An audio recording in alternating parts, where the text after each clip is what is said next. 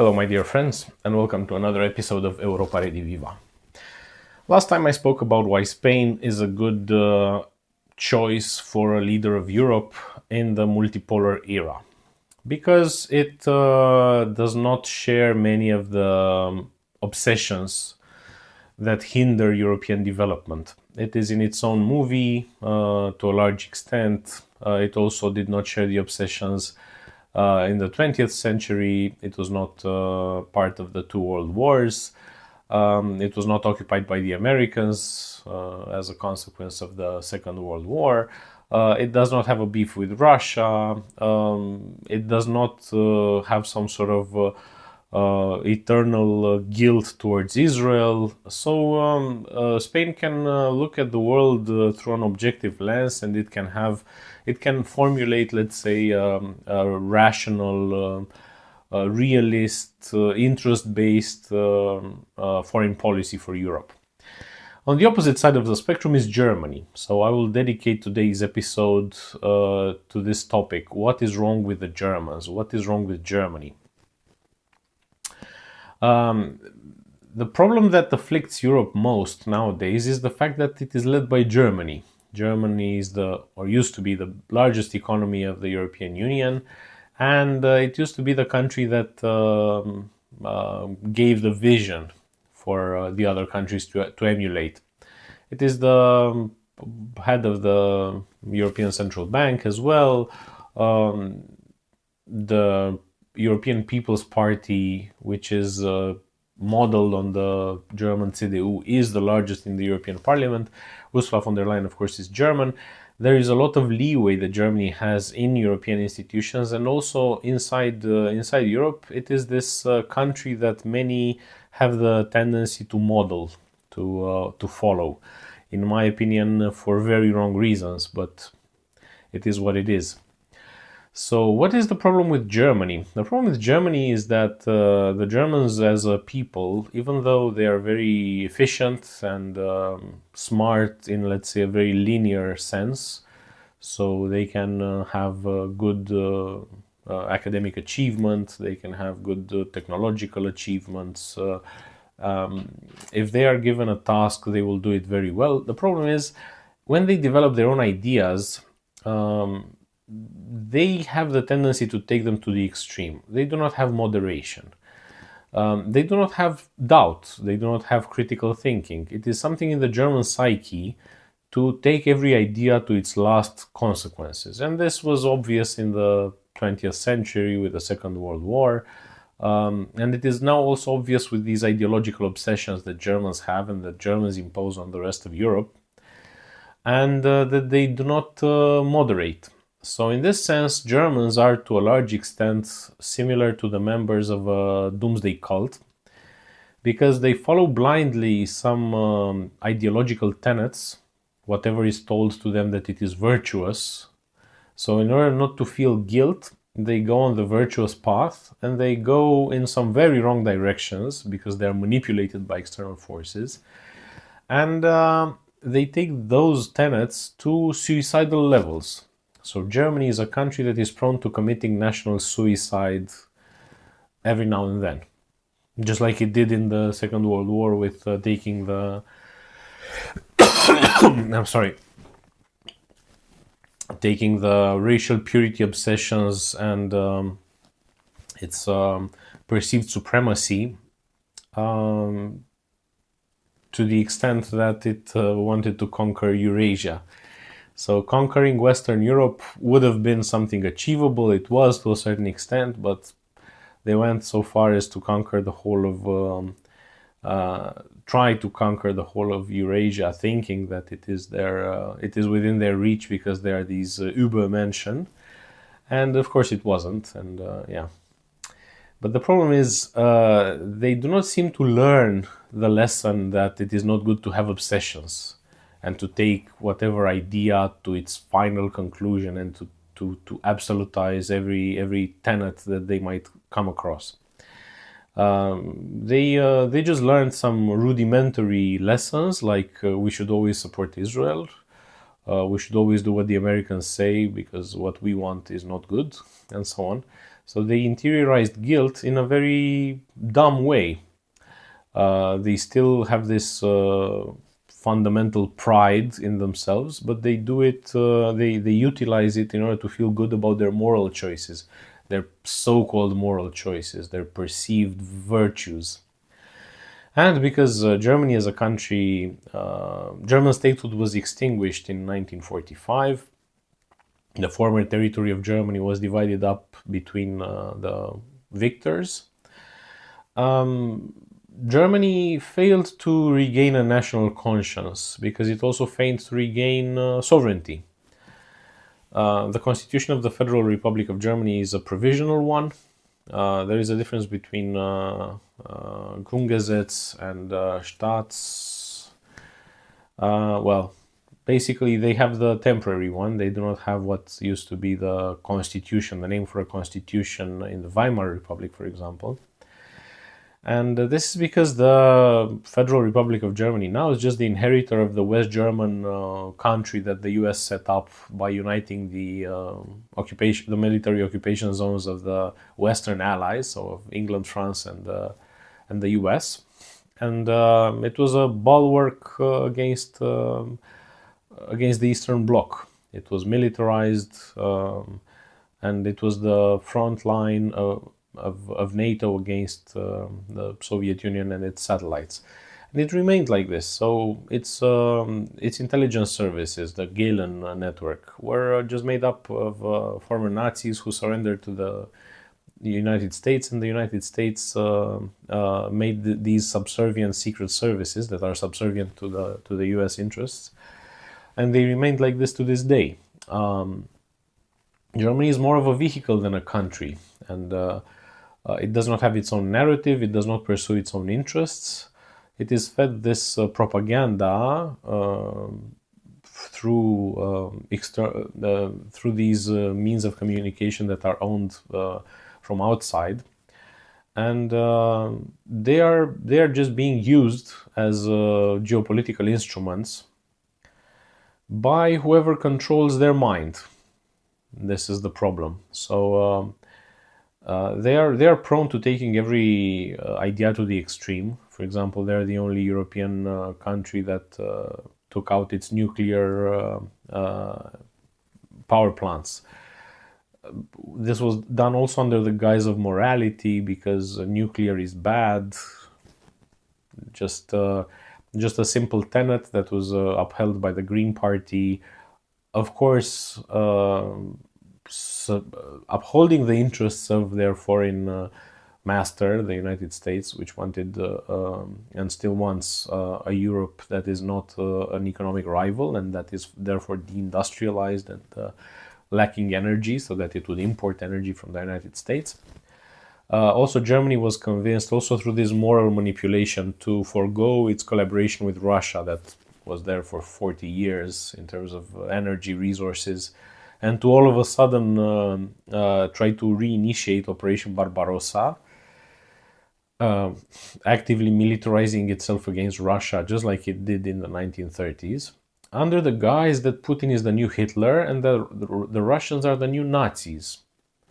So in the beginning of the war in Ukraine, some operations were orchestrated through which to convince the Germans that Russia is actively expanding its territory, just like Hitler was expanding the Lebensraum, that Russia is committing genocide in Ukraine and is seeing the Ukrainians as Untermenschen, that the Kremlin elite are Nazis. And this is what tipped the German psyche into going all in, suicidal mode, to fight the new Hitler and to fight the new Nazis. After the Second World War, they were instilled with this guilt, to a large extent explainable, and with this moral obligation not to let this happen again. The problem is they're manipulated by foreign actors to see this not in the sense of not permitting genocides or by not upholding imperialism in general, but by just this easy manipulation with their media pointing the finger at whoever the US wants to invade or whoever the US wants to bomb and calling that Hitler. So Gaddafi was Hitler, Saddam was Hitler, Maduro was Hitler. In the German media, they had this recurrent Hitler, whoever the US wanted to topple. Assad was Hitler. And of course, in all of these cases, some atrocities had to be manufactured so as to convince the Germans that that horrible dictator was genociding its own people or genociding some other people. So instead of seeing the actual genocides, like for example the one happening in Palestine, which they actively support, the Germans were trained to see genocide wherever the US pointed the finger. So they saw genocides against all the countries that the US wanted to bombard, and they upheld they upheld the US's decision. And now it is doing something very similar with respect to Russia. Germany had this reciprocally advantageous relationship with Russia in terms of energy, and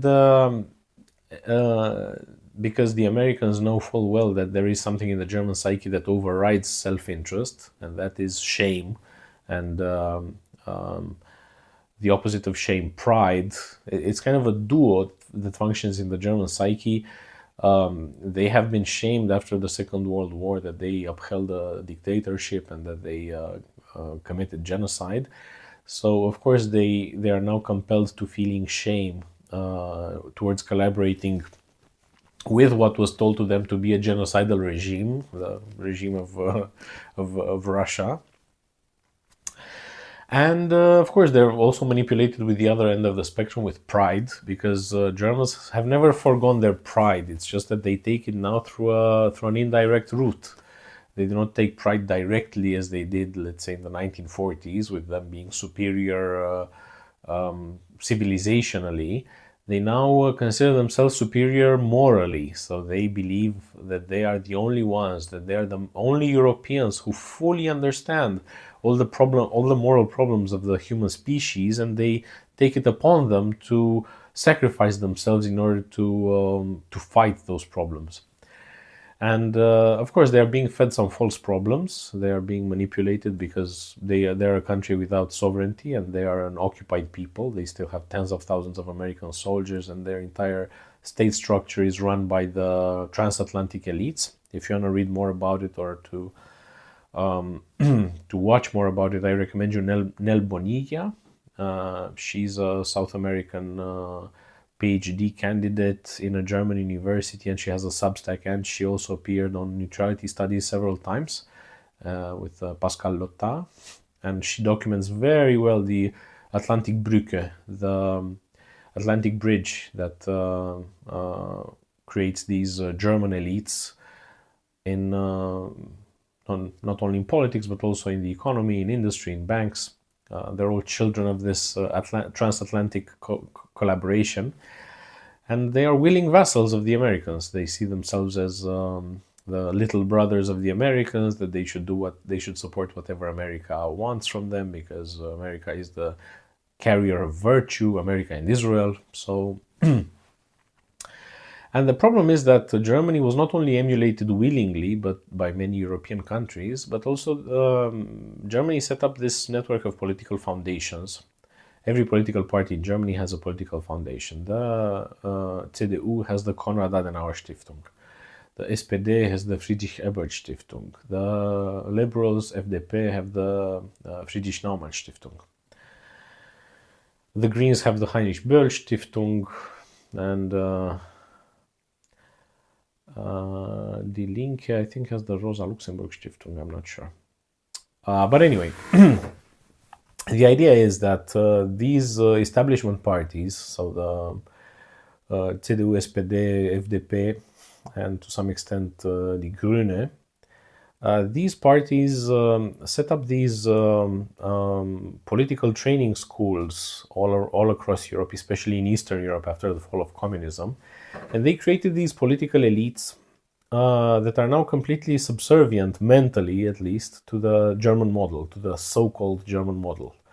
the German model of complete subservience to the United States and to Israel, and having this fake virtue driving policy, not self-interest, not development, not the well-being of citizens, but these fake virtues that are just being programmed by the owners of the media, which are from the United States.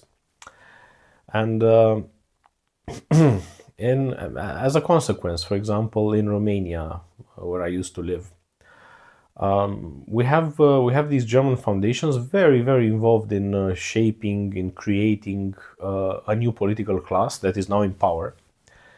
So the Friedrich Naumann Stiftung took the Social Democrats that were kind of Fico-oriented, they were like sovereigntist Social Democrats, and made them into these Scholz-type Social Democrats, so without any personality of their own, just following whatever the Americans want, despising national interest. When they hear of national interest, they automatically scream Nazis. And the Konrad Adenauer Stiftungs of the foundation of the CDU, horribly toxic. That was the main driver of Romanian politics through the National Liberal Party, which is affiliated with the PPE, the European People's Party. And this Konrad Adenauer Stiftung, while the Friedrich Ebert Stiftung, for example, did sponsor a few things that are marginally okay, like promoting unions, promoting social services, I would say that the Friedrich Ebert Stiftung did some pro-social activities. The Konrad Adenauer Stiftung is all about upholding values, and those values are just Atlanticist values. And for example, right now in Romanian media, the Konrad Adenauer Stiftung is sponsoring a rubric in major newspapers denouncing ordinary citizens for the crime of wrongthink. So they finance articles exposing and denouncing just ordinary citizens, not people who hold public office, not people from the media, just regular citizens who express themselves on social media, who hold alleged conspiratorial views, basically who oppose the agenda, who oppose the governmental agenda and the European agenda, and who express doubt regarding things. As I said earlier, doubt is a sin in the German psyche. To doubt is to be guilty, is to be morally impure.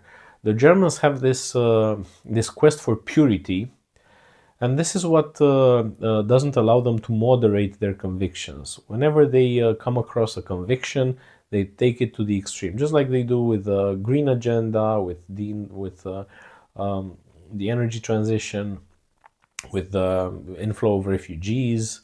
I mean, many European countries accept refugees, but no other European country has this tenet that being German means nothing. So in Germany, the discourse regarding refugees is that any person who steps foot on German soil, or who wants to step foot on German soil, is equally German to the rest of the Germans who are there for countless generations. Or even a more basic distinction would be to to differentiate by citizenship. So if I set foot in Germany, I am not German because I do not have the German citizenship, whereas somebody who lives in Germany has the German citizenship. This would be an easy distinction to make, but no. The discourse around refugees is to call everybody fascist, to say that there should be a legal distinction between the rights given to a German citizen through citizenship and the rights given to anybody else from this planet who might want to come to Germany. So they've taken it to this extreme. And this is the problem. Whenever they come across an idea, nuclear power is dangerous. Let's take it out. And they take it out completely.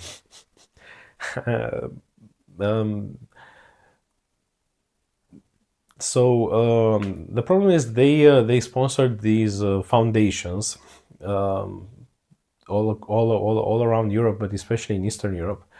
And now we have these zombies, these political zombies in countries like Romania, who do not know how to think for themselves, who have no moderation, who are these cult like people who follow blindly whatever comes out of the German discourse.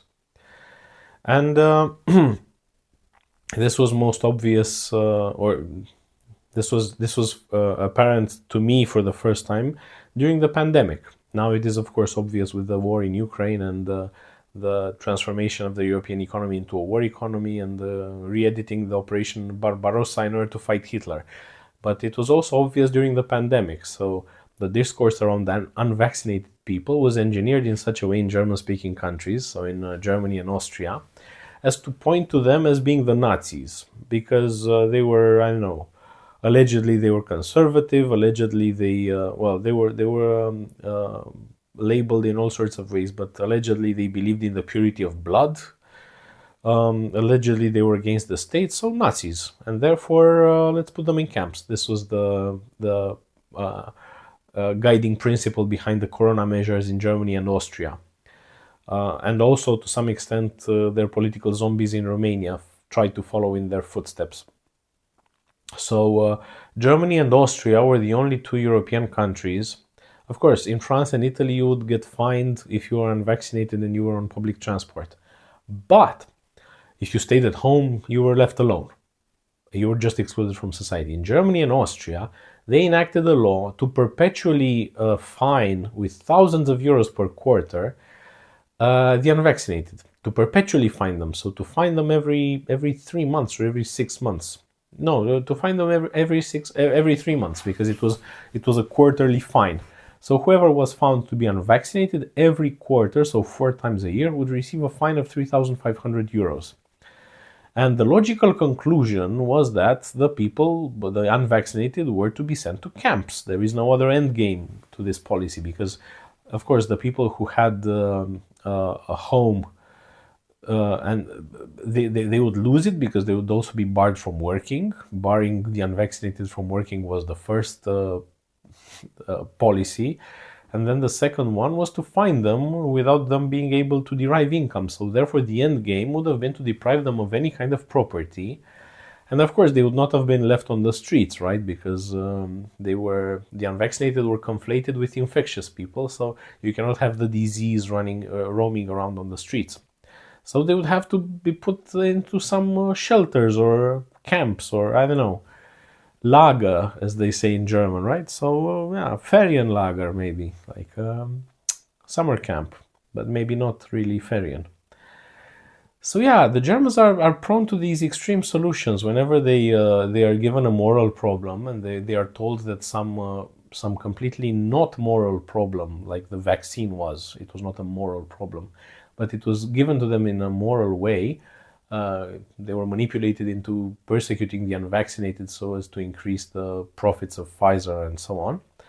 And once they were given the moral problem, they only have one solution. It's like with the joke with the hammer and the nails, or with the engineer. They only know one thing. They know how to demonize. They know how to cast out of society and to scapegoat some minority. And the end game is always to persecute them until until they reach 1940s level measures, because they do not know moderation. They are willing to blindly follow whatever tenet comes from the propaganda machine, from their state media, and they would just persecute that segment of society.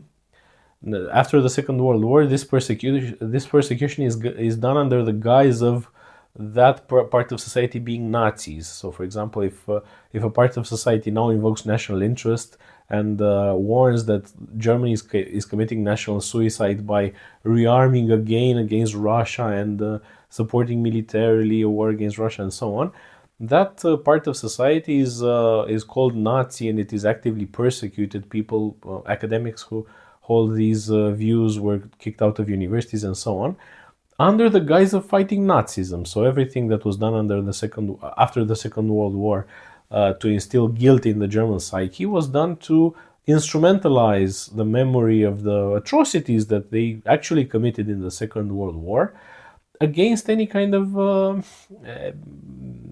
resistance to the policies that are instilled in them by their foreign masters. And so whatever policy the Americans want to enact with their puppet state, the Federal Republic of Germany, they can easily do it through social engineering, through the social engineering of guilt.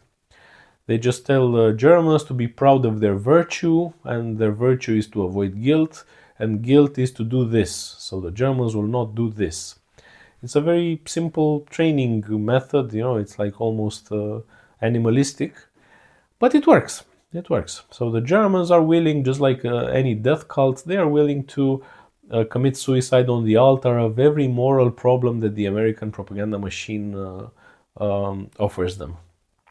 Even though many of those things are not morally at all, they're not moral problems.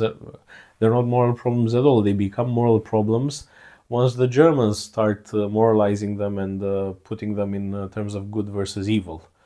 For example, with the vaccine crusade, there was literally no point in persecuting the unvaccinated, because either the vaccine worked and it offered protection to the vaccinated, or the vaccine didn't work and the vaccinated had to stay away from the unvaccinated. You cannot have both. It's a logical contradiction to believe both. But the propaganda machine played both tunes at the same time, so as to convince the Germans to persecute the unvaccinated, even though there was no reason to persecute them if the vaccine actually worked. So yeah, the Germans are the most prone culture to this mass formation phenomenon that Belgian academic Matthias Desmet from Ghent University keeps talking about ever since the pandemic. And this is why they're the worst possible candidates to lead Europe. Matthias Desmet was arguing that Bulgarians are at the opposite side of the spectrum. So that in Europe during the Second World War, Bulgaria was the culture that was least affected by Nazi ideology. And even German soldiers that were stationed in Bulgaria had to be rotated frequently, because they would become de-ideologized the more they stayed there. And I would agree that Slavic countries, somebody suggested Serbia in a previous video. I would agree that Slavic countries have this rather more balanced psychology. However, we are not really there with the current situation of the European Union. So,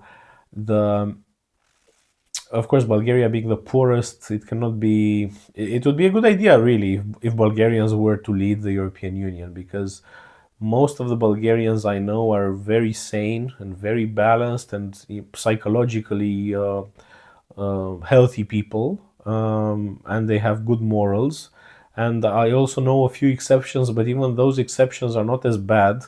So, for example, I know the equivalent of what I was telling you about the zombie politicians in Romania.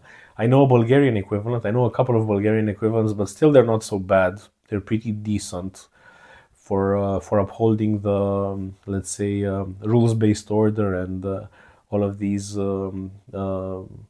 bullshit tenets coming from US propaganda. They're still pretty reasonable. You can still talk to them. They will not shun you. So yeah, I would say, of course, if we take this into account, Bulgaria would be a very good leader of the European Union, but it is a very small country. So the only sizable Slavic country that could lead Europe is Poland, which has a population similar to that of Spain. The problem is Poland itself is also a foreign construct. So the national psyche of the Polish people is highly revanchard towards the Russians, even though half of the country that they currently inhabit was gifted to them by Stalin, the Pomerania and Silesia. But they still hold this historical grudge, this historical beef towards Russia, and they would just be a slight dilution from the Baltic countries, which are really revanchard. So I would say that I would still hold my view that a balanced foreign policy of the European Union would be conducted by a country like Spain, which has the least American influence. And this is pretty much what I wanted to tell you about today. If you want to support my work, you'll find the links in the description of the channel, how to do that. You'll also find my Telegram channel there. And like, share, subscribe, and until next time, have a nice day.